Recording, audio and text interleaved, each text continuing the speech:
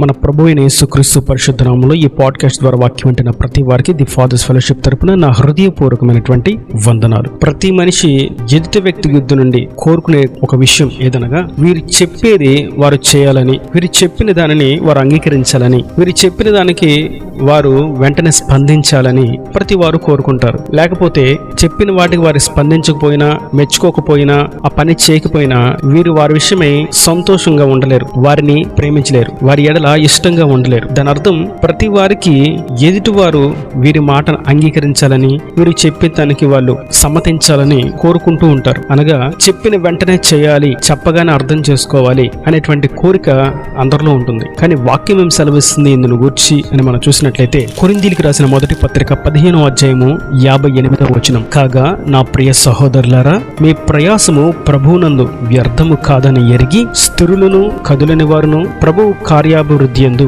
ఎప్పటికీ ఆసక్తులై ఉండుడి. ఆయన చెప్పిన మాట, ఆయన చెప్పిన పనులు వెంటనే మనం చేయడానికి ఆసక్తి కలిగి ఉండాలని ప్రభు కోరుకుంటున్నారు. మనుషులు మాత్రమే కాదు కానీ ప్రభువు కూడా ఆ విషయమై ఆశ కలిగి ఉన్నారు. మనం ఆయన పని చేయడానికి, ఆయన చిత్తము చేయడానికి, ఆజ్ఞానుసారంగా జీవించడానికి ఎల్లప్పుడూ కూడా ఆసక్తి కలిగి ఉండాలి, ఎల్లప్పుడూ కూడా సమ్మతి కలిగినటువంటి మనస్సు కలిగి ఉండాలి. ఏమని వాక్యం సెలవిస్తుందంటే ప్రభు కార్యాభివృద్ధి యందు ఎప్పటికీ ఆసక్తులై ఉండుడి. ఇక్కడ మనం ఒక శ్రేష్టమైనటువంటి విషయాన్ని గమనిస్తాం. ప్రభు కార్యాభివృద్ధి యందు అనగా కార్యము ప్రారంభించబడింది, అయితే ఆ కార్యం అక్కడతో నిలిచిపోకూడదు. కార్యము అభివృద్ధి చెందుతూ ఉండాలి. ఆ అభివృద్ధి చెందేటువంటి క్రియలో, అభివృద్ధి చెందేటువంటి పనిలో మనం ఆసక్తి కలిగి ఉండాలని ప్రభు కోరుకుంటున్నారు. ప్రభు కార్యాలు కొన్ని మనకు తెలుసు. దేవుని గురించి సువార్త ప్రకటించడం, పరిచర్లో మనదైనటువంటి శైలిలో పాలిభాగస్తులు కావడం, చేయగలిగినటువంటి పనిని చేయడం, ఇలా కొన్ని విషయాలు మనకు తెలుసు. అయితే ప్రభు కార్యాభివృద్ధి యందు అనగా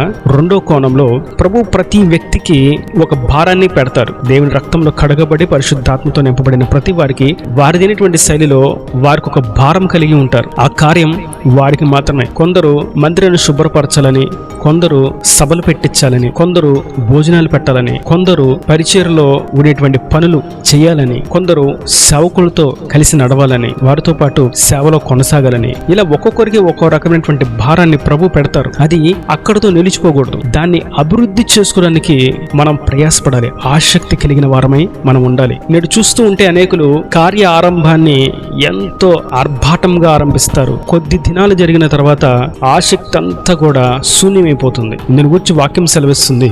సామెతల గ్రంథంలో మనం చూస్తాం 12వ అధ్యాయం 27వ వచనంలో, చురుకుగా ఉండడం గొప్ప భాగ్యం, అందరికీ రాదది. చురుకుగా పని చేయడం, దేవుడు చెప్పిన మాటను వెంటనే అంగీకరించి ఆ ప్రకారం ముందడుగు వేయడం, దాన్ని వెంటనే అవలంబించడం, దానిని ఆసక్తితో అపేక్షించి ఆ కార్యాన్ని జరిగించడం అందరికీ రాదు, కొందరికే.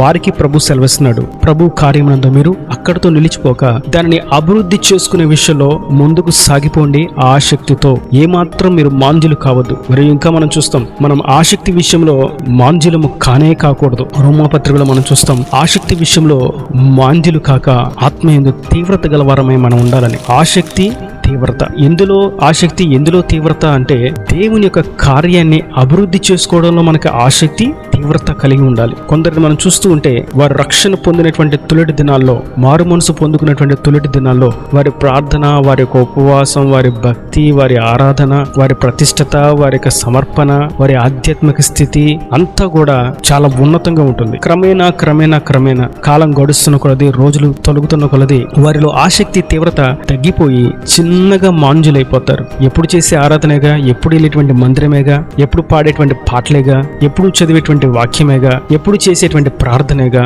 ఎప్పుడు ఉండేటువంటి ఉపవాసమేగా అని చిన్నగా దాని విషయంలో మాంజులైపోయి తీవ్రతను కోల్పోయి ఆసక్తిని కోల్పోయి ఏమాత్రం ఆ కార్యంలో అభివృద్ధి చెందకపోగా ఆ విషయంలో వారు దినదినము కిందకు దిగజారిపోతూ ఉంటారు. అందుకే ప్రభు స్పష్టంగా ప్రత్యేకంగా మనకు సెలవిస్తున్నారు, నేటి దినాన మనం కార్యం నందు ఆసక్తి కలిగి ఉండాలి.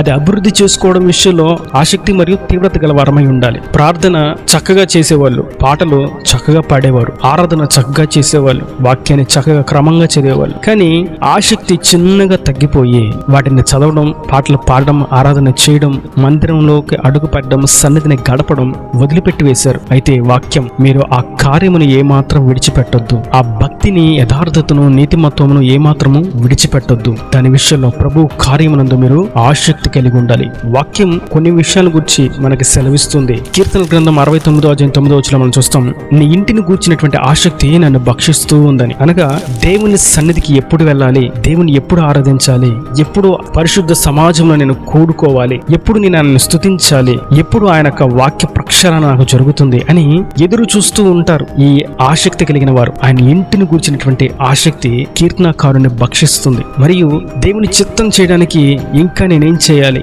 దేవుని స్వరూపులకు మార్చబడ్డానికి నేనేం చేయాలి, దేవుని గుణగణాలు కలిగి జీవించడానికి ఇంకా నేనేం చేయాలి, దేవుని ఆత్మతో నింపబడ్డానికి నేనేం చేయాలి, దేవుని సన్నిధిని అనుభవించడానికి నేనేం చేయాలనేటువంటి ఆసక్తి ఎప్పుడు వారిని భక్షిస్తూ ఉంటుంది. వారిని గూర్చి వాక్యం సెలవిస్తుంది, మీరు కార్య అభివృద్ధి నొందుటయందు ఆసక్తి కలిగి ఉండండి, మీ ఆసక్తి మీకు నిత్య జీవాన్ని ఇస్తుంది. ప్రకటన గ్రంథంలో చూస్తాం, కొందరు ఆసక్తిని విడిచిపెట్టేశారు, నులివెచ్చని స్థితిలోకి వచ్చివేశారు. అటు ప్రార్థన చేస్తారు, ఇటు సినిమాలు చూస్తారు, అటు ఆరాధనకి వెళ్తారు, ఇటు సీరియల్ చూస్తారు, అటు వాక్యాన్ని వింటారు, ఇటు సినిమా పాటలు వింటారు. లోకము దేవుని శక్తి కలిగినటువంటి క్రియలను ఏకం చేసేస్తారు. వీరిని గురించి వాక్యం సెలవిస్తుంది, ఇట్టి వారు నులివెచ్చని స్థితి కలిగిన వారు, వీరిని ప్రభు ఏమాత్రం కూడా ఇష్టలుగా చూడట్లేదు, వారిని అసహ్యించుకుంటున్నాడు, వారి మీదకి ఆయన ఉమ్మివేస్తాను అని అంటున్నాడు. అంటే ఎంత హీనమైనటువంటి స్థితి అంటే నులివెచ్చని స్థితి, చాలా భయంకరమైనది. వారు ఎందుకు ఆ నులివెచ్చని స్థితికి వచ్చారు అంటే కేవలం ఆసక్తి లేకపోవటం చేత. ప్రారంభంలో ఉన్నటువంటి ప్రేమ, ప్రారంభంలో ఉన్నటువంటి ఆసక్తి, ప్రారంభంలో ఉన్నటువంటి ఉజ్జీవము, ప్రారంభంలో ఉన్నటువంటి ఉత్సాహము ఇప్పుడు లేదు. కారణం వారి లోకం కలిసిపోవడం చేత వీరు నులివెచ్చని స్థితిలోకి వచ్చేశారు. మనమైతే దేవుని సన్నిధిని కూర్చున్నటువంటి ఆసక్తి కలిగిన వారమై ఉండాలి. మరియు రెండో విషయం, అపోస్తుల కార్యగ్రంథం 17:11 మనం చూస్తాం, వారు వాక్యాన్ని ఆసక్తితో అంగీకరించారంట. ఎందుకని? ఆసక్తి, వాక్యం యొక్క విలువ వారికి తెలుసు కనుక. ఇంటిని గూర్చినటువంటి ఆసక్తి మనల్ని భక్షిస్తూ ఉంటే వాక్యాన్ని గూర్చినటువంటి విలువ మనకు అర్థమవుతుంది. ఆ వాక్యాన్ని గూర్చినటువంటి విలువ మనకు అర్థమైనప్పుడు ఆ వాక్యాన్ని మనం ఆసక్తితో అంగీకరిస్తాం. ఇంకా ఏం చెప్తారు సేవకులు, వాక్యంలో ఇంకా ఏముంది, ఇందును గూర్చినటువంటి అర్థం ఏంటి, ఇది నేను ఇంకా ఎలాగా అనుభవించాలి, దీనిలో ఉన్నటువంటి సారాన్ని నేను ఎలాగ తెలుసుకోవాలి, దీన్ని నేను ఎలాగా రుచి చూడాలి అనేటువంటి భావం వారిలో కలుగుతుంది. ఇది వాక్యాన్ని గూర్చినటువంటి ఆసక్తి. ఇంకా అపోస్తుల కార్యాల గ్రంథం 21:20 మనం చూస్తాం, ధర్మశాస్త్రం నందు ఆసక్తి కలిగి ఉండాలి. అనగా వాక్యాన్ని చదివే విషయంలో మనం ఆసక్తి కలిగి ఉండాలి. వాక్యాన్ని ధ్యానించే విషయంలో వాక్యానికి ప్రథమ స్థానం ఇచ్చేసి ఇంకా దేవుని యొక్క సారం ఏంటి అని చదివే విషయంలో ఆసక్తి గల వారమై ఉండాలి. వేకువజామున ప్రార్థన వాక్యముతో దినారంభాన్ని చేస్తే ఆ దినం ఎంత నెమ్మదిగా సంతోషంగా ఉంటుందో, ఆ హృదయం ఎంత ఉల్లాసంతో ఉప్పొంగుతుందో అది అనుభవించిన వారికి మాత్రమే తెలుస్తుంది. ఆ అనుభవపూర్వకంగా మీకు తెలియజేస్తున్నాను. మీరు వేకువజామున ప్రార్థనకి వాక్యానికి సమయాన్ని ఇచ్చి ఇంకా మిగిలిన పనులు చేయండి. గుమ్మము దాటి ఇంటి నుండి బయటకు అడుగు పెట్టాలంటే వాక్యము ప్రార్థన రెండు జరిగిన తర్వాతే మీరు పని ప్రారంభించండి. ఏదైనా ఆహారాన్ని కానీ ఏదైనా తాగడానికి కానీ ముందే వాక్యాన్ని ప్రార్థనను చేసిన తర్వాత మీరు స్వీకరించండి. మీ హృదయంలో ఉన్నటువంటి ఆ సంతోషం ఎంతో ఉన్నతంగా ఉంటుంది. అది ఎవరు కూడా దొంగిలించలేరు. శ్రమలు శోధనలు వస్తాయి, కానీ వాటన్నిటిని కూడా జయించే కృప మరియు ఆ యొక్క స్థితిలో సంతోషాన్ని అనుభవించేటువంటి కృప ప్రభువు మన హృదయంలో ఉంచుతాడు. ఇది ధర్మశాస్త్రాన్ని బట్టి, వాక్యాన్ని బట్టి మనం కలిగి ఉండవలసినటువంటి ఆసక్తి. ఇంకా మనం చూస్తాం, కొరింథీయులకు రాసిన మొదటి పత్రిక 14:1 కొన్ని ఆత్మవరాల గురించి ఇక్కడ రాయబడి ఉండి ఆ ఆత్మవరాల గురించి తెలియజేసి ఆత్మవరాల విషయమై మీరు ఆసక్తి కలిగి ఉండి అని ఉంటుంది. అంటే మనం ఆత్మ విషయాలు, ఆత్మ సంబంధమైనటువంటి వరాలు కలిగి ఉండడానికి ఆసక్తి కలిగి ఉండాలి. ప్రవచన వరం కొరకు, భాషల వరం కొరకు, దర్శన వరం కొరకు, అద్భుతములు సూచక్రియలు చేయ వరం కొరకు, స్వస్థత కార్యముల కొరకు, ఇంకా దేవుని గూర్చి ప్రత్యేకమైనటువంటి కోణంలో వాక్యాన్ని వివరించేటువంటి వరము కొరకు వేగిరపడాలి, ఆసక్తి కలిగి ఉండాలి. దేవుని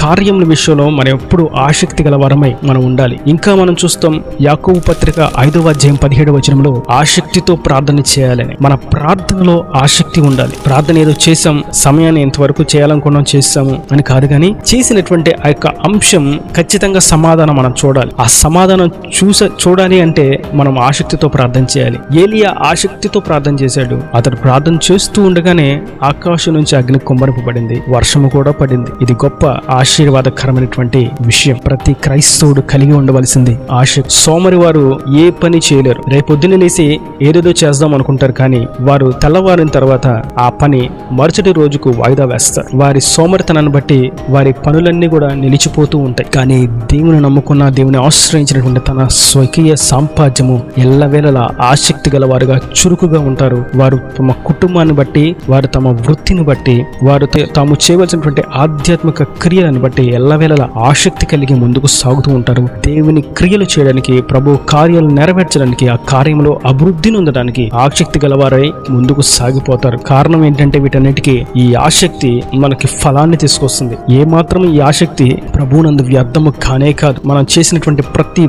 పనికి ఆయన జవాబిస్తాడు. ఎంత ఆసక్తిగా ఉన్నామో, ఎంత తీవ్రత గలవారముగా ఉన్నామో, ఏ విషయాల్లో మనం భయభక్తులు కలిగి ఉన్నామో, ఎంత నీతిమత్వాన్ని అనుసరిస్తున్నామో, ఎంత యథార్థంగా ఉన్నామో అనే విషయాన్ని ప్రతిదీ ప్రభు చూస్తూ ఉంటారు. దానికి తగిన బహుమానము, ప్రతిఫలము, నిత్య జీవము మనకు అనుగ్రహిస్తారు. కనుక మనం ఆసక్తి విషయంలో ఏమాత్రము వెనుకంజు వేయక నిలువెచ్చని స్థితిలోకి రాక, మాంద్యులము కాక, దేవుని కార్యం విషయంలో ఎల్లప్పుడూ ఆసక్తితోనూ తీవ్రత గలవారమై ముందుకు సాగుతూ దైవ ఆశీర్వాదంలో పొందుకుందుము గాక. ఈయన దేవుని మాటల ప్రతి వాని హృదయంలో నీరు కట్టి ఫలింపు చేయను గాక. ఆమెన్. God bless you. తల నుంచి కళ్ళు మూసేటైతే మీ కొరకు చిన్న ప్రార్థన. ప్రేమ స్వరూపీకరణ కటాక్షం తండ్రి, నా ప్రభు ఈ వాక్యమైన ప్రతి ఒక్కటి మీరు జ్ఞాపకం చేసుకుని ఉండాలిగా దీవించండి. మంచి ఆరోగ్యం దయచేయండి. ఆసక్తిని గురించి మీరు ఎంతో స్పష్టంగా మాకు వివరించారు. ప్రార్థన విషయంలోను, వాక్య ధ్యానం విషయంలోను, వాక్యాన్ని వినే విషయంలోను, ఇంకను ప్రభా నీ సన్నిధిని అనుభవించే విషయంలోను అన్ని కోణాలు కూడా ఆసక్తి కలిగి ఉండాలని, నీ కార్యం చేయడానికి, నీ పనులు చేయడానికి ఆసక్తి కలిగి ఉండాలని, ఆ ఆసక్తి ఆ కార్యాన్ని అభివృద్ధి పరిచే విధంగా ఉండాలని మీరెంతో మాకు తెలియజేశారు. వాక్యం ప్రతి ఒక్క బిడ్డని ఎండాలుగా దీవించండి. వారి యొక్క క్రియలో ప్రభా నిన్ను బట్టి చేసినటువంటి ప్రతి పనిలో, వారి యొక్క ఆధ్యాత్మిక స్థితిలో వారిని వర్ధిలింపచేయండి. ఆసక్తి కలిగి, తీవ్రత కలిగి ముందుకు సాగునట్లుగా జీవింపచేయండి. ప్రతి అవస్థ అక్కరు నీ మహిమశులు తీర్చి అక్కడ రాజ్యాన్ని సిద్ధపరచమని యేసు పరిశుద్ధ నామమున ప్రార్థించి వేడుకుంటున్నాను తండ్రి. ఆమేన్. ఆమేన్.